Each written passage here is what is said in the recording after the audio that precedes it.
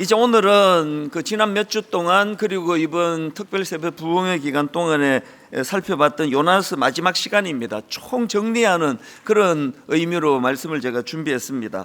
이제 지난주 살펴보신 것처럼 요나서 1장에서 요나 선지자는 하나님께서 니느웨로 가서 외치라 그 말씀을 주시는데 그것을 거절합니다. 그리고는 그 말씀에 불순종해서 정반대 방향인 다시스를 향하는 배를 탔습니다.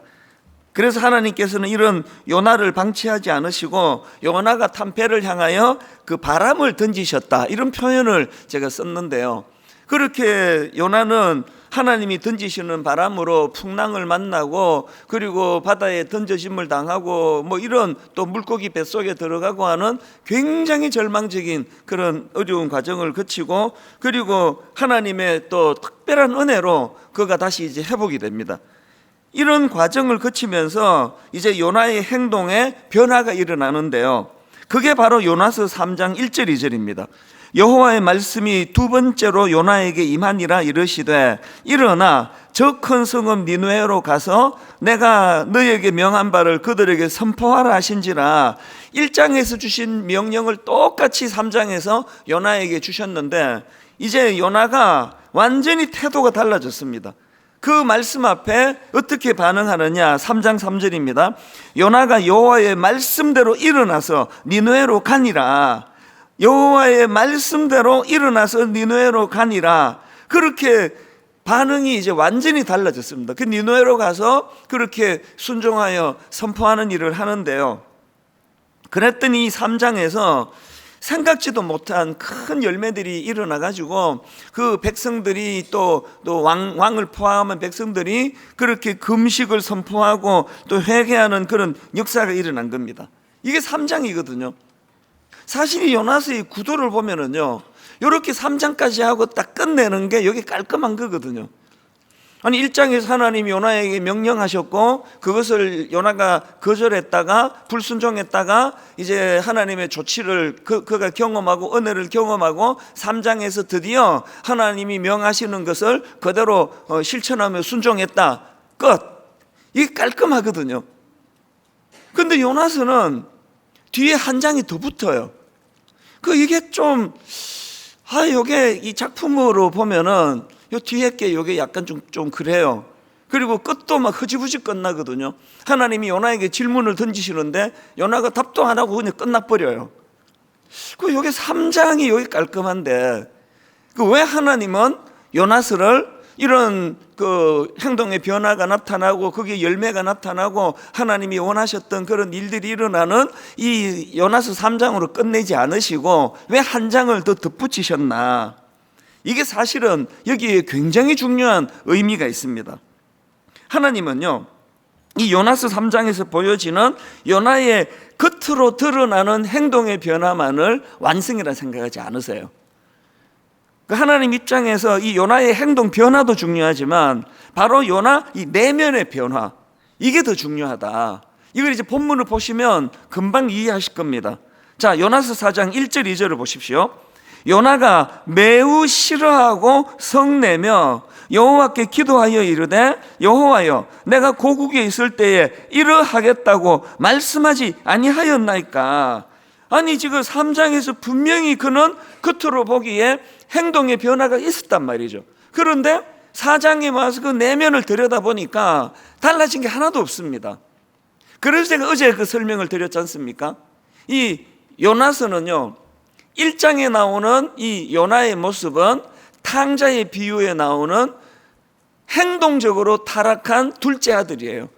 그래서 아버지 그 몫을 챙겨가지고 가출해버린 둘째 아들처럼 1장에서의 요나는 대놓고 하나님 말씀에 불순종하고 거절하고 동쪽으로 가라 그런데 서쪽 끝으로 가버리고 이런 짓을 한 게 1장에서의 요나라면요, 3장에 나오는 요나는 탕자의 비유에 나오는 큰아들이에요. 시킨 대로 다 해요. 농사도 짓고 열심히 다 하는데 그 아버지 마음하고는 일치가 되지 않는 거죠. 그래서 아버지가 그 둘째 아들을 거두어 주는 걸 용납하지 못해가지고 아버지한테 분노를 느끼고 그걸 가지고 이제 대들고 막, 이게 딱 이 4장의 지금 요나의 모습이거든요. 제가 간혹 말씀드리지만요, 하나님은요 우리의 마음을 원하세요. 오늘 여기 너무 귀한 분들이 많이 와서 예배를 드리시는 거, 이게 행위의 순종 아닙니까? 그 주일날 딴 데 안 가시고 그래도 내가 순종해서 여러분이 이 자리에 와 계시는 거, 이게 요나서 3장에 나오는 요나의 모습입니다. 오늘 이 시간에 하나님 물으실 것 같아요. 여기 와 있는 거 너무 고맙다. 예배 자리에, 이 자리에 와 있는 거 너무 고맙다. 그런데 몸이 여기 와 있는 거 너무 귀하지만 나는 네 마음을 원한다. 네 마음을 다오. 네가 이 자리에 어떤 마음으로 와 있는 거냐? 하나님 물으시는 것 같아요. 그래서 3장으로 끝내지 않고 4장의 요나의 내면을 하나님께서 다루고 계시다는 것입니다. 오늘 우리가 한번 이 요나서를 총 정리하는 차원에서 여러 번 말씀드렸지 않습니까? 요나서는 요나의 문제라고요.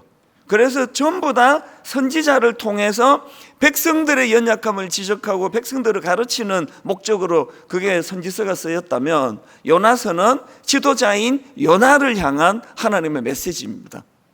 오늘 제가 한 3가지 정도로, 왜 요나는 그렇게 행위의 순종까지 갔음에도 그는 왜 그 내면, 그 마음의 승복이 안 이루어졌는가, 이걸 제가 좀 분석을 해드리려고 하는데요.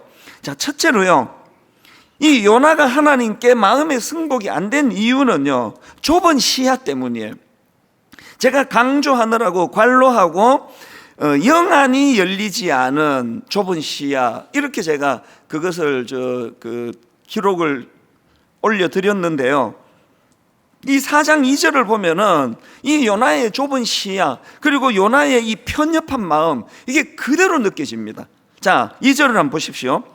여호와께 기도하여 이르되, 여호와여, 내가 고국에 있을 때에 이러하겠다고 말씀하지 아니하였나이까? 그러므로 내가 빨리 다시스로 도망하여 싸우니. 지금 이 요나가 하나님께 화난 이유를 이렇게 말합니다.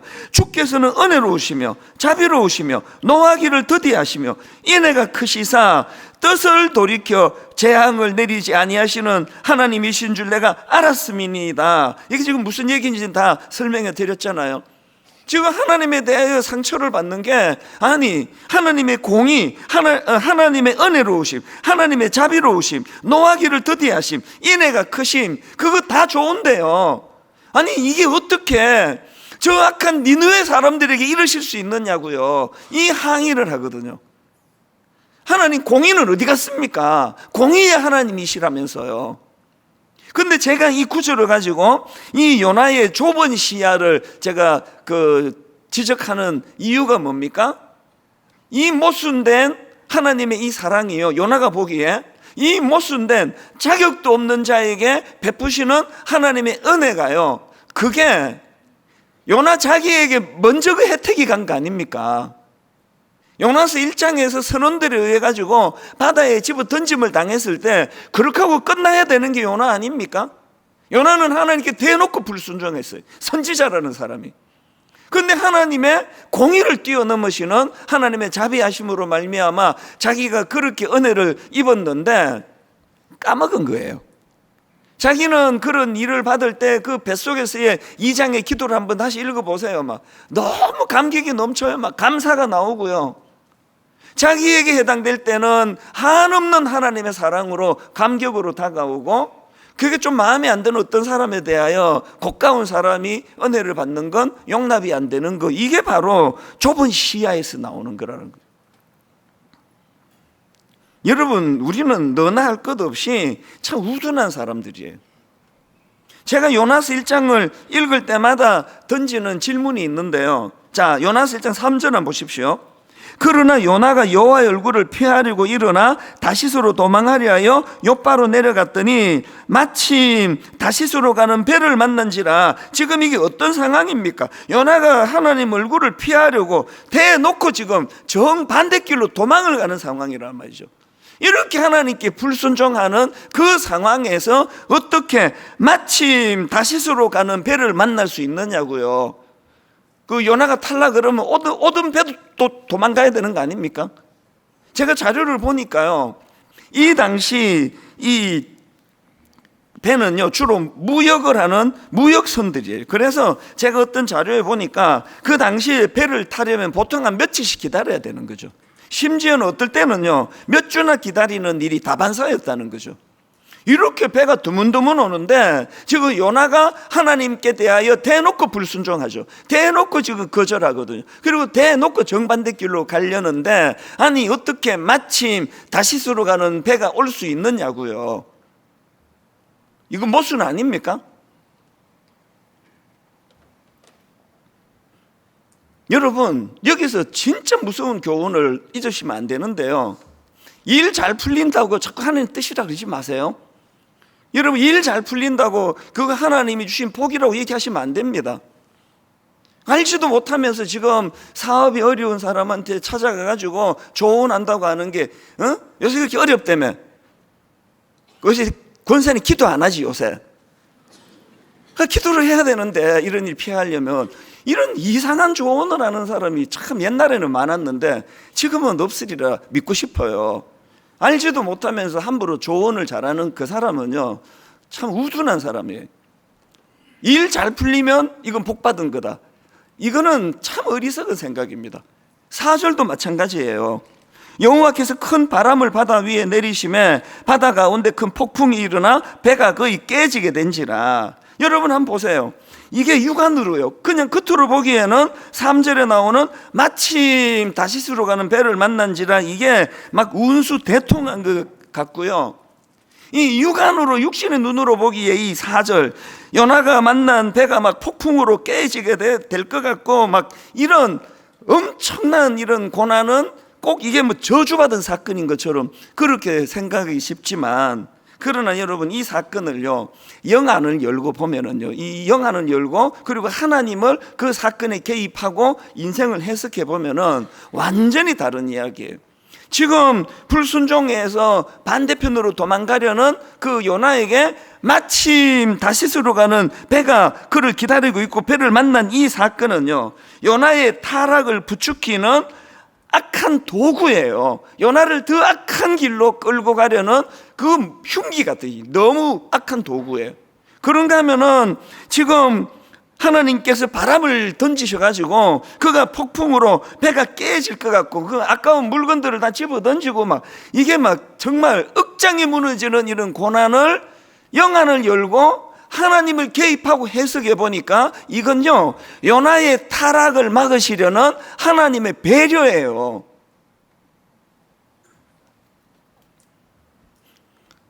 여러분 영안이 잘 열리지 않으면, 그리고 여러분의 믿음이 인생에 하나님을 개입하는 일이 이게 아직 이루어지지 않으면요 여러분 인생을 자꾸 분석하지 마세요. 분석할수록 어려워져요.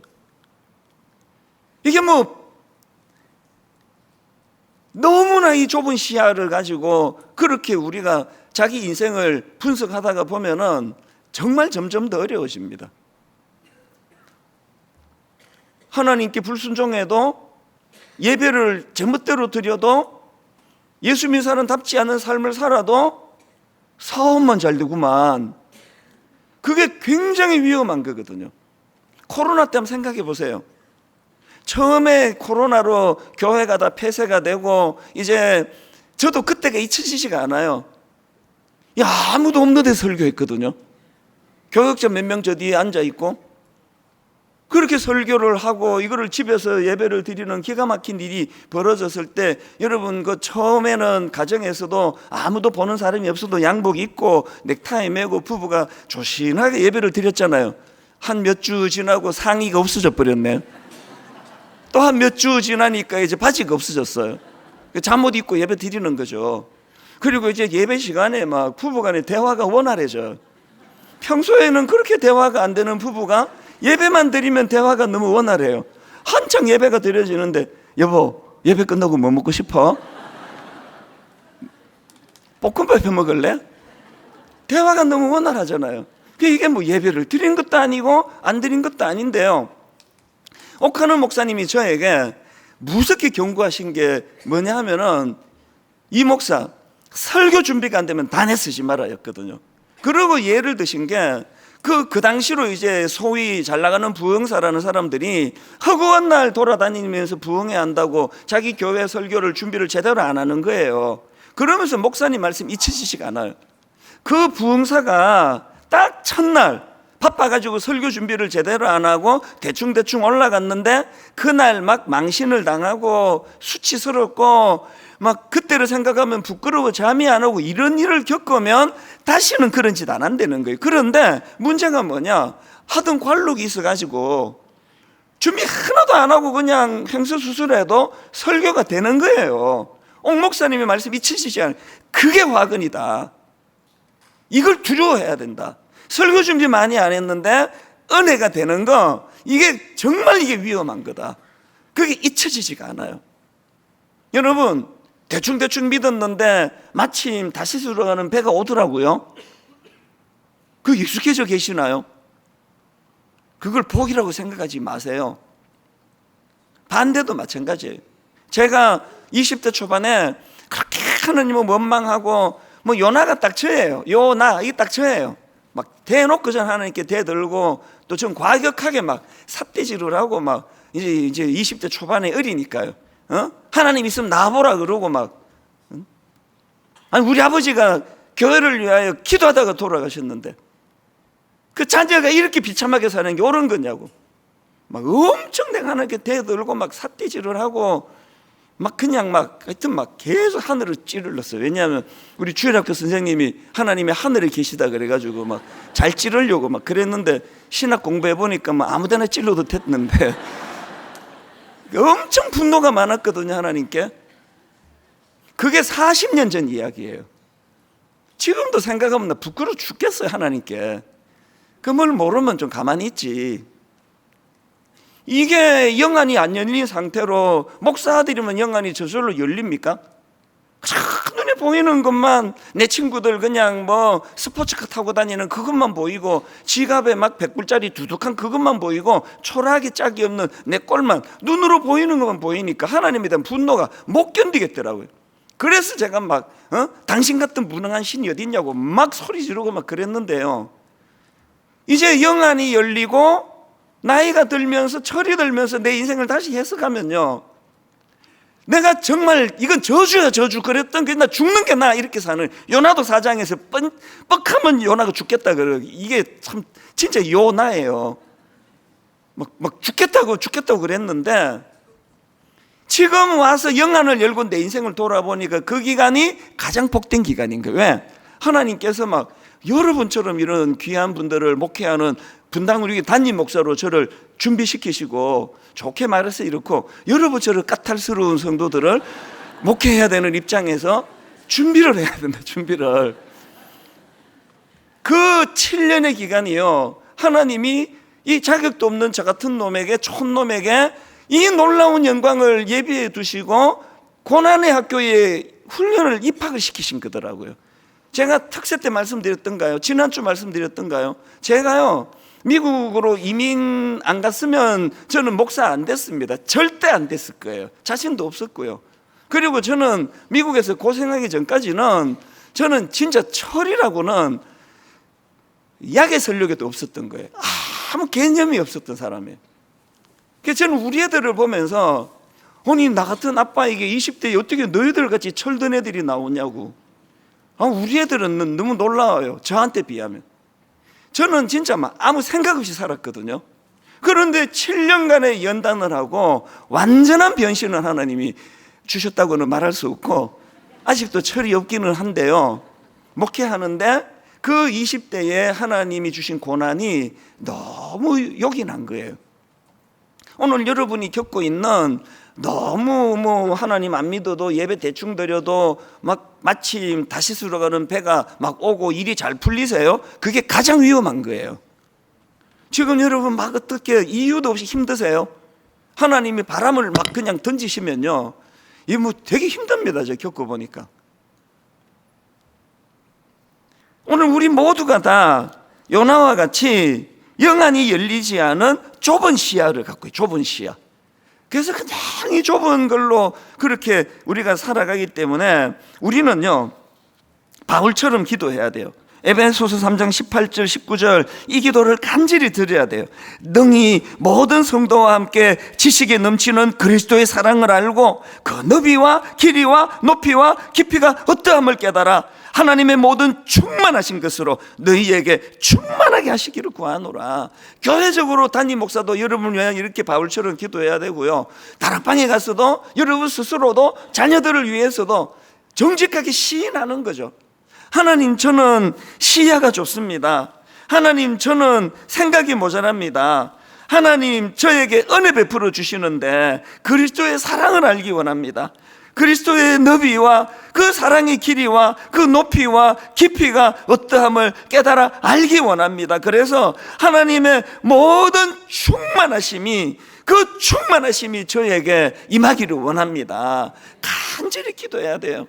우리는 시야가 좁은 사람들이, 뭐가 옳은지, 뭐가 그런지, 뭐가 내 인생에 유익한 건지, 뭐가 이건 절대로 마침 다시스로 가는 배가 와도 절대로 타면 안 되는지 우리는 그걸 몰라요. 지난 세월을 돌아보세요. 여러분은 힘든 게 한 게 여러분 자신이지 누구냐고요. 저를 힘든 게 한 건 다 저예요. 뭐 무슨 안티 저를 어떻게 하겠냐고요. 다 날 힘든 게 한 건 저의 좁은 시야예요.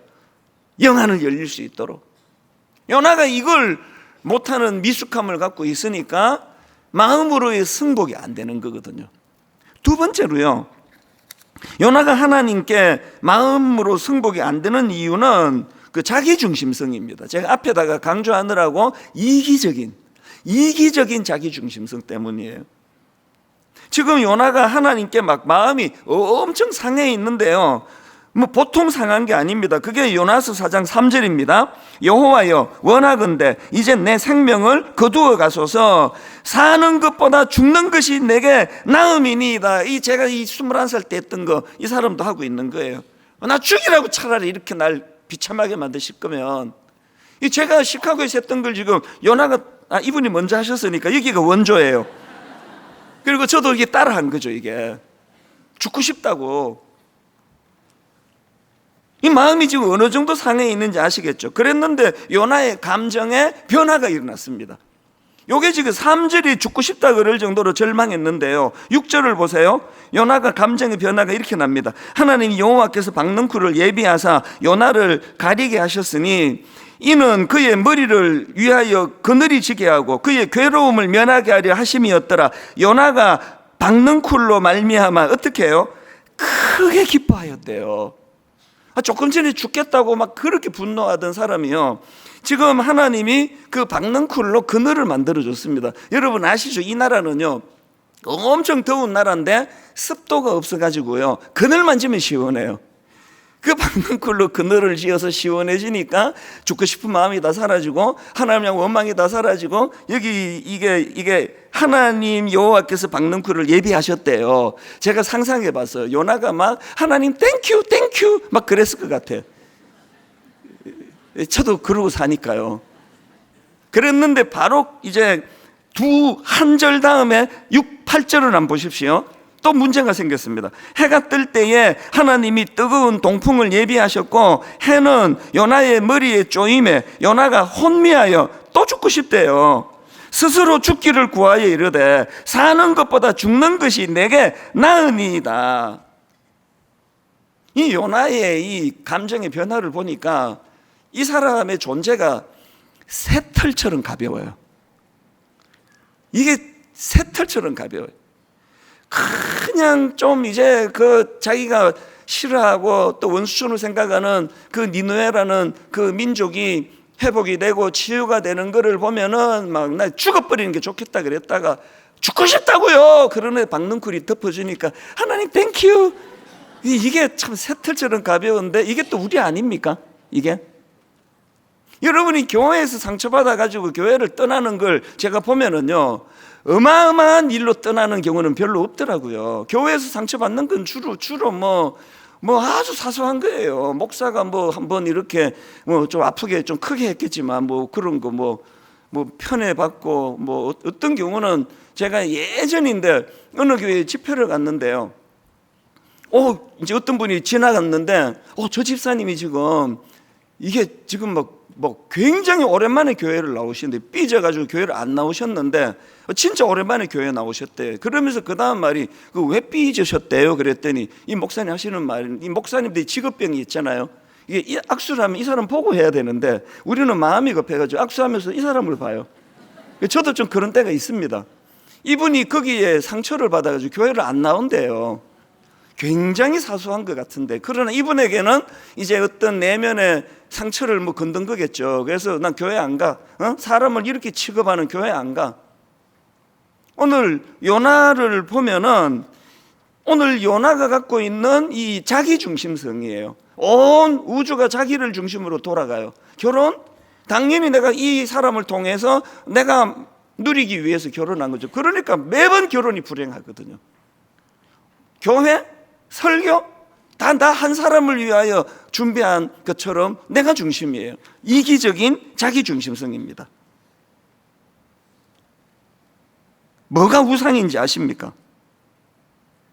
출애굽기 20장 2절과 3절을 보십시오. 하나님이 십계명을 주시는 과정에서 이런 말씀을 주세요. 나는 너를 애굽 땅 종되었던 집에서 인도하여 낸 너의 하나님 여호와니라. 너는 나 외에 다른 신들을 내게 두지 마라. 4절을 보세요. 너를 위하여 새긴 우상을 만들지 말고인데요, 지금 요나스의 새털처럼 이 가벼운 요나의 모습이 기록되고 있는 요나스 4장 5절을 보십시오. 요나가 성읍에서 나가서 그 성읍 동쪽에 가서 거기서 자기를 위하여 초막을 짓고 해요. 이게 저는 굉장한 상징적인 표현이라 생각합니다. 요나가 니느웨 사람에 대하여 분노한 것도 자기 중심이고요, 요나가 그거 박넝쿨 하나로 그늘 만들어지니까 갑자기 기뻐 넘치는 것도 자기 중심이고요, 교회에서도 직장에서도 가정에서도 전부 다 이 이기적인 자기 중심. 그러다 보니까 하나님조차도 날 위해 존재하는 거죠. 날 위해. 이게 두 번째 문제라면, 세 번째 문제가 뭐냐? 요나가 왜 하나님께 마음으로 승복을 못 드리느냐? 그게요, 위치 이탈입니다. 위치 이탈. 교만으로 인한 위치 이탈. 제가 이렇게 문장을 만들어 봤는데 왜 이렇게 만들었는지 설명을 드릴게요. 요나스 4장 1절 2절입니다. 다시 읽어봅니다. 요나가 매우 싫어하고 성내며 여호와께 기도하여 이르되, 여호와여, 내가 고국에 있을 때에 이러하겠다고 말씀하지 아니하였나이까? 그러므로 내가 빨리 다시스로 도망하였사오니 주께서는 은혜로우시며 자비로우시며 노하기를 더디하시며 인애가 크시사 뜻을 돌이켜 재앙을 내리지 아니하시는 하나님이신 줄 내가 알았음이니이다. 이게 지금 2절에 보니까 제가 굵은 표시를 해드렸듯이 요나가 지금 이게 기도거든요. 기도. 하나님께 기도하는데, 형식은 기도인데 지금 하나님을 꾸짖고 있는 거예요. 아니 뭔 통치를 이따위로 하시느냐고. 아니 왜 하나님의 공의가 안 나타나느냐고. 내가 이래가지고 어떻게 내가 마음을 편히 내가 살겠냐고. 이게 지금 하나님을 꾸짖는 게 이게 지금 기도의 이거예요. 이게 왜 그렇냐고요? 아까 말씀드렸잖아요. 두 번째, 이기적인 그 자기 중심의 삶이 있다 보니까 위치가 이탈됐어요. 제가 그 금요일 날 말씀드렸잖아요. 내 마음에 이 의자에 하나님이 계셔야 되거든요. 왕이시니까. 근데 지금 그분을 내려앉히고 요나가 앉았어요. 그 요나가 평가하죠. 니느웨는 이렇게 하셔야 됩니다. 아시겠죠? 하나님? 잘 들어보세요. 니느웨는 이렇게 하셔야 된다니까요. 혹시 우리 이렇게 예수 믿는 거 아닙니까? 왜 시험이 드세요? 내가 하나님께 지침을 드렸는데 그게 기도예요. 내가 분명히 기도 드렸는데 왜 내 말을 안 들으시죠? 제가 금요일 날 이런 요나의 태도와 대조되는 이방 왕 니느웨에 회개하는 그 구절을 제가 읽어드렸잖아요. 요나 3장 6절. 그 일이 니느웨 왕에게 들림에 왕이 보좌에서 일어나 왕복을 벗고 굵은 베옷을 입고 제 위에 앉으니라. 지금 이 왕이 회개를 하는데 이 제스처예요.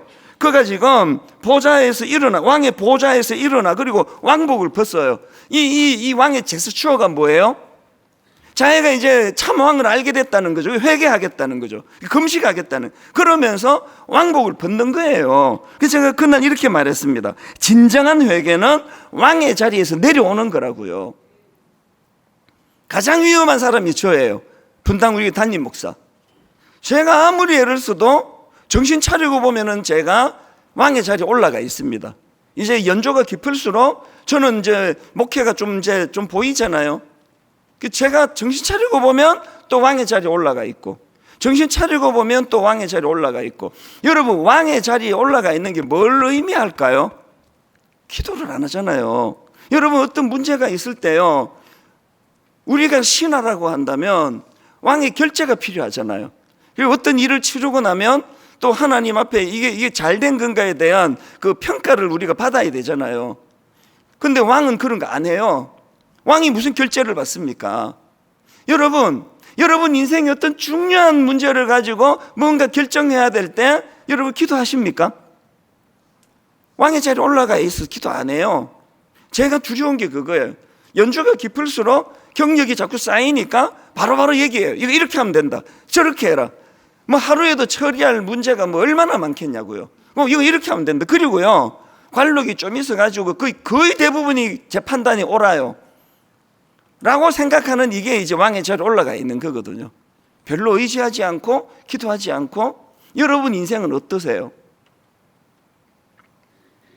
팀 켈러 목사님이 쓴 내가 만든 신이라는 책이 있는데요, 이 책의 부제가 기가 막힙니다. 제목이 내가 만든 신인데요, 이 책의 부제가 하나님 자리를 훔치다예요. 기가 막힌 부제입니다. 그 내용, 그 소개글 일부를 한번 읽어드리겠습니다. 팀 켈러는 인간의 마음이 우상 공장이라고 썼다. 즉 참 하나님으로 대체하지 않으면 계속 대상만 바뀔 뿐이라는 것이다. 당신의 마음 깊은 곳과 우리가 사는 문화 속에 깃든 가짜 신들의 실체를 식별하라. 그리고 전인격으로 예수 복음을 통과하라. 그리고 그 다음은 중요해서 화면으로 띄워달라 그랬어. 한번 보십시오.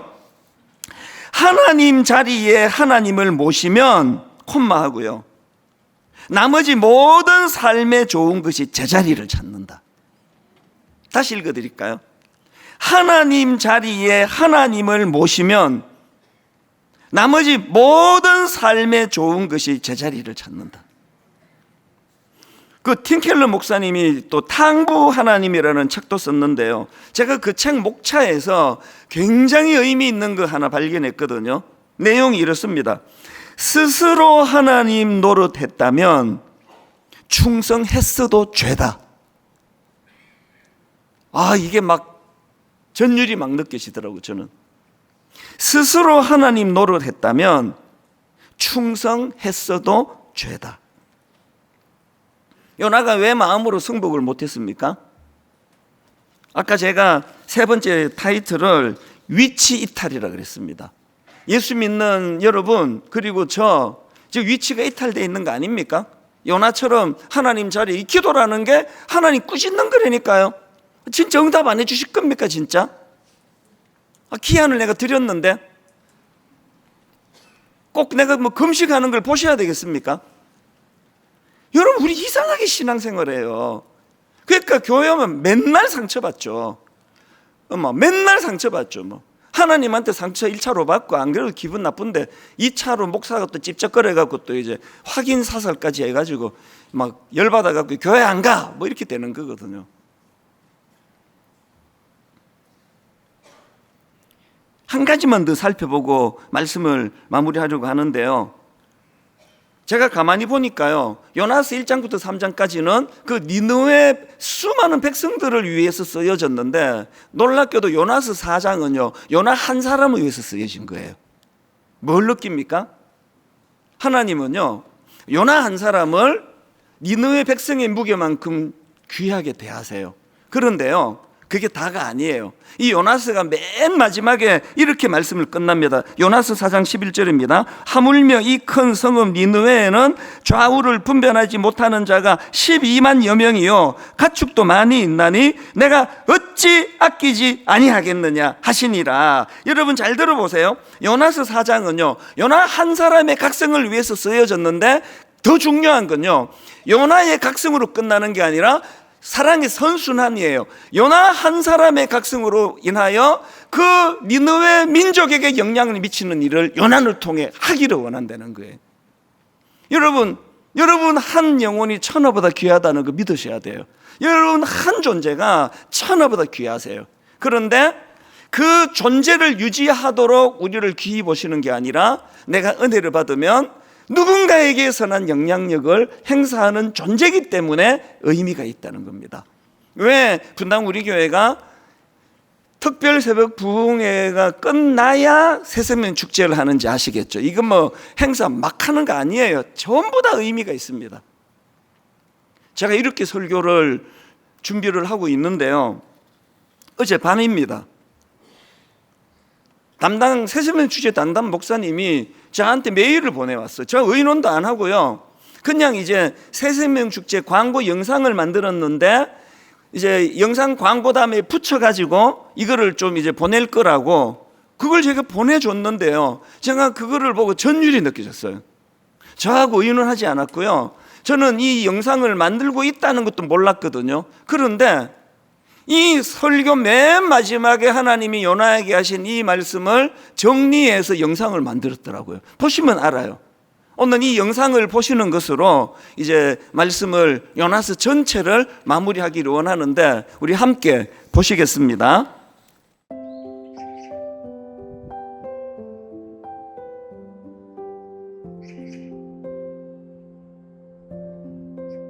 안녕하세요. 저는 12교구 운암원 집사입니다.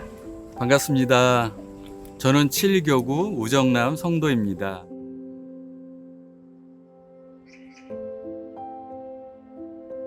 제 인생에 공허함이 정말 가득 찼을 때 저는 하나님을 만났습니다.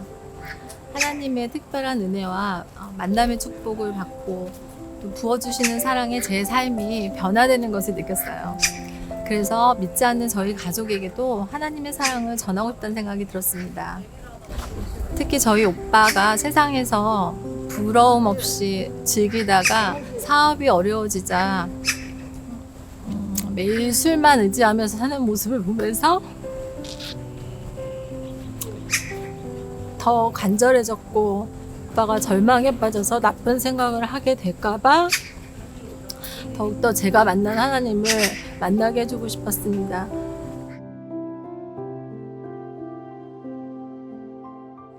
좀 어벙벙했습니다. 교회가 축제를 통해서 사람들을 갖다 이렇게 끌어들이는구나 하고 속으로는 좀 생각했는데, 많은 분들이 환대해주고 또 따뜻한 말씀을 해주시니까는 마음이 굉장히 편해졌습니다. 그리고 이찬수 목사님의 설교 중에서 포도주가 떨어졌구나 라는 말씀을 듣고 나서 갑자기 눈물이 나기 시작했습니다. 지금 내 현실이 내 인생에서 많은 것을 잃었구나 라는 그런 생각이 들었습니다.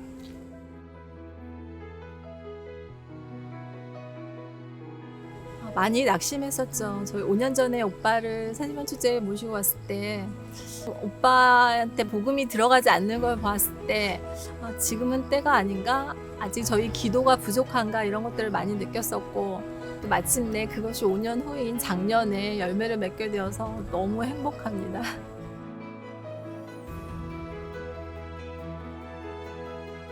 하나님이 동생을 보내준 것처럼 성도님들의 따뜻한 손길이 어디선가 누군가는 기다리고 있다는 것을 결코 잊지 마십시오. 오빠 마음 열어주고 하나님 앞으로 나와줘서 고마워. 포기하지 않고 끝까지 기도해 주셔서 고마워.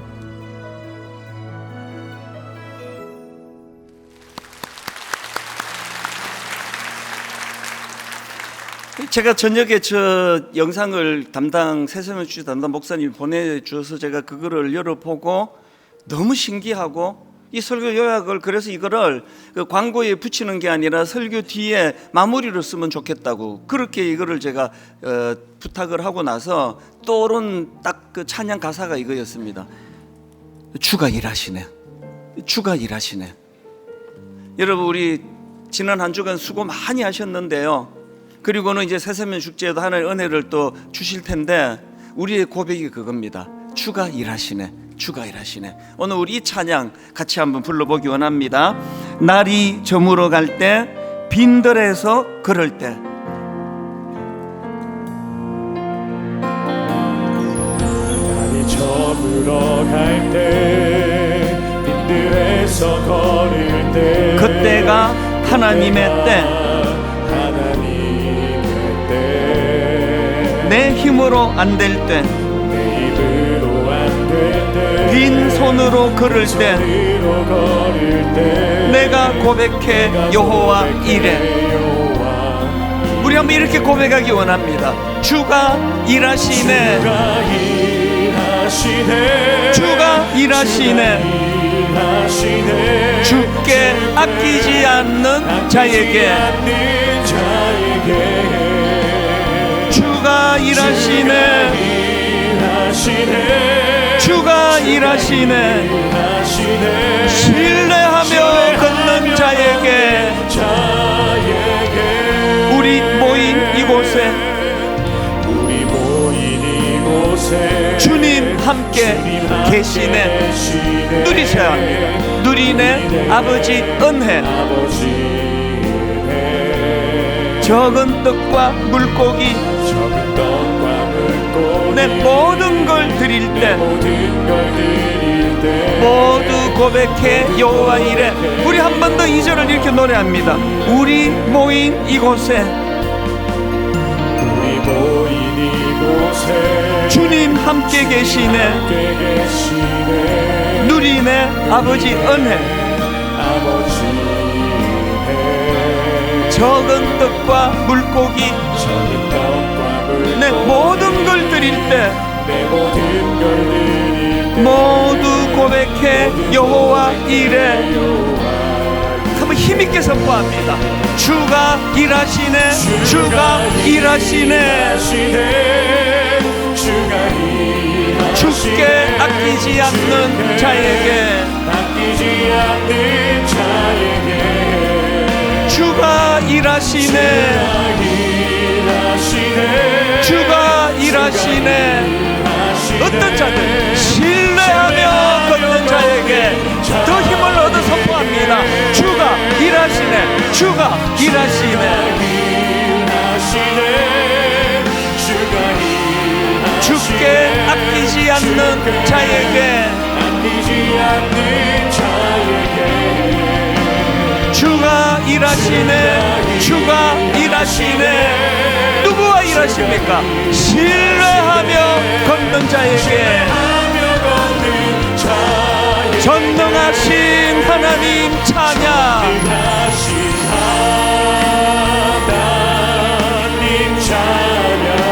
언제나 동일하신 주 전능하신 하나님 찬양. 믿음으로 선포합니다. 왕이신 그분 영원히 다스리네. 사랑하는 나의 아버지 왕이신 그분을 마음을 다하여 높여 찬양합니다. 이름 높여 드립니다. 우리가 드리는 이 찬양 가운데 주의 나라 찬양 속에 임하시니 능력의 주께 찬송하네.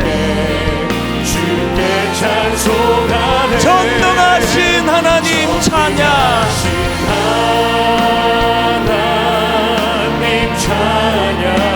언제나 동일하신 주 왕이신 하나님 전능하신 하나님 찬양. 영원히 다스리네. 우리 믿음으로 이렇게 선포합니다. 나 주의 이름 높이리. 마음으로 선포합니다. 나 주의 이름 높이리. 어떻게 높여드립니까? 하늘 높이 올린 깃발처럼 주의 이름 높이리.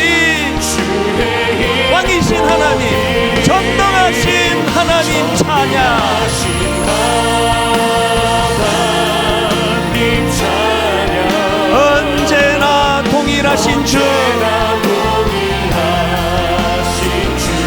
전능하신 하나님 찬양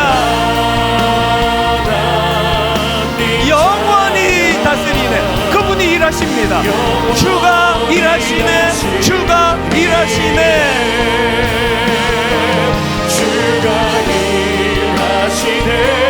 주가 일하시네 주께 아끼지 않는 자에게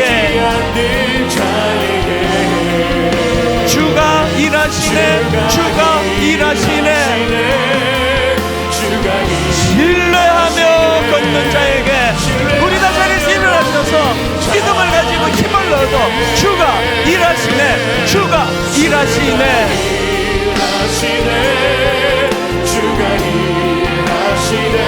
주께 아끼지 않는 자에게 주가 일하시네 주가 일하시네 신뢰하며 걷는 자에게 우리 마지막으로 한 번 더 힘있게 선포합니다. 주가 일하시네 주가 일하시네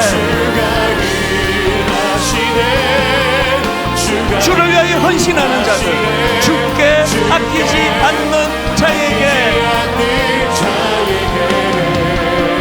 주가 일하시네 주가 일하시네 신뢰하며 걷는 자에게 신뢰하며 걷는 자에게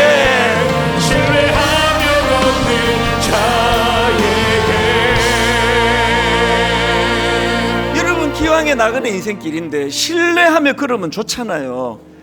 기왕의 초행길인데 신뢰하며 걸으면 좋잖아요. 우리 하나님 앞에 한번 기도할 때 하나님 요나 한 사람을 위하여 요나서 4장을 쓰시는 하나님 저도 그렇게 귀히 보시는데 왜 내가 그렇게 변화하고 성장하면 저 한 사람으로 말미암아 많은 하나님 모르는 사람들이 영향을 받기 때문입니다. 이번 새생명 축제 때 하나님 역사가 일어나도록 저를 사용하시고 주님이 일하시기를 원합니다. 우리 합심하여 한 목소리로 통성으로 새생명 축제를 위하여 기도하며 나아갑니다. 같이 기도하시겠습니다. 하나님 아버지 오늘 예배 가운데 일하신 하나님 오늘 예배 가운데 말씀하신 하나님 오늘 예배 가운데 저희들에게 요나를 통하여 많은 메시지를 던져주고 계시는데 하나님 우리는 너무나 무지합니다. 우리는 시야가 너무 좁습니다. 하나님 우리는 한치 앞을 내다볼 수가 없습니다. 하나님 우리의 이 연약함을 긍휼히 여겨주시기를 원합니다. 하나님 오늘도 주님 우리에게 말씀하십니다. 너의 마음을 다오 하나님 우리가 마음을 드리기 어려운 여러 가지 연약함이 있는 것 주님 긍휼히 여겨 주시기를 원합니다. 하나님 아버지 오늘도 하나님 아버지 앞에 은혜를 구하며 나가기로 원하오니 주님 인도하여 주시옵소서. 하나님 아버지 우리가 왕의 자리를 아버지 함부로 탐내지 않도록 우리는 하나님 왕이신 그분을 내 마음의 보좌에 앉도록 주님 믿음을 허락하여 주시고 그리고 하나님 늘 그 하나님의 지도를 받고 지침을 받고 그분이 이끄시는 대로 따라나가는 믿음의 사람들대로 인도하여 주시옵소서. 하나님 은혜로 우리를 인도하여 주시기를 원합니다. 주님이 일하심을 한번 경험하기 원합니다. 내 힘으로 할 수 없는 거두는 것 하나님이 해가셨다고 고백할 수 있는 많은 간증이 우리들 집에서 나오게 하여 주시옵소서. 하나님 아버지 우리는 우둔합니다. 이게 우리 아이들에게 또 우리 가족에게 이게 유익하다 생각하고 그렇게 판단하고 했던 일들이 오히려 아이들에게 유익을 끼치지 못한 때가 얼마나 많았는지요. 이게 내 인생에 유익한 거라 생각하고 했던 그 수많은 일들 때문에 곤욕을 치르는 일들이 얼마나 많은지요. 그래서 하나님 우리는 우리의 이 연약함 우둔함을 고백하기를 원합니다. 그래서 하나님 앞에 날마다 왕이신 그분 우리를 위하여 일하여 주시기를 그렇게 간절히 사모하며 우리가 하나님 행위적인 순종도 너무 귀하고 아름답지만 하나님께서는 우리의 마음을 원하십니다. 내 마음을 다오. 우리의 마음을 하나님께 기꺼이 내어 드릴 때 하나님께서는 우리 같은 보잘것없는 인생을 통해서도 크게 일하시는 줄로 믿습니다. 새생명 축제에 하나님 그 영상으로 본 귀한 우리 그 두 남매분의 그 고백들을 보면서 참 마음에 도전을 받습니다. 주가 일하십니다. 주님이 일하실 줄 믿습니다. 그 은혜를 우리가 꿈꾸며 사모하며, 그래서 요나처럼 늘 그는 점점 더 그렇게 침체로 빠져가는 일장에서의 모습이 아니라 이제 활력을 되찾는 믿음의 사람으로 살아가도록 저희들을 인도하여 주시옵소서.